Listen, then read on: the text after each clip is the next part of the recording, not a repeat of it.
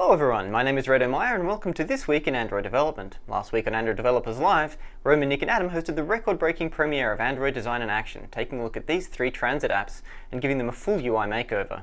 On the Friday Games Review, Dan Galpin was joined by returning co-host Ian E. Lewis for a look at these games in a no-holds-barred game review showdown.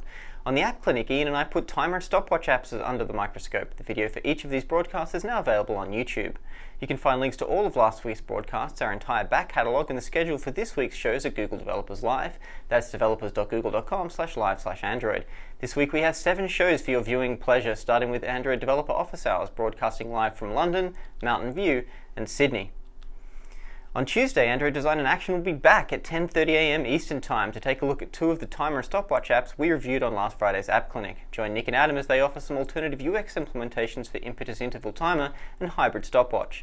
On Thursday, we have the premiere of Developer Strike Back, an opportunity for the developers whose apps we pulled apart on the App Clinic and Android Design in Action to respond to our candid feedback and let us know a little more about the challenges they faced building their apps and how they overcame them.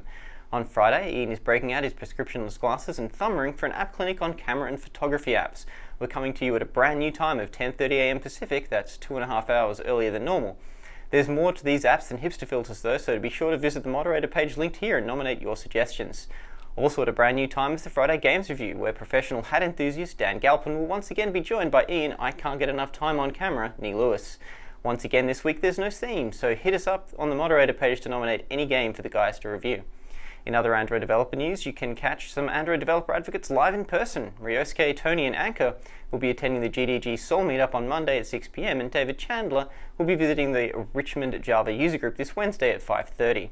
In Android documentation last week, we saw the publication of a new developer and testing checklist for adding accessibility support to your apps, as well as the launch of filtering by device API support for multi-APK distribution.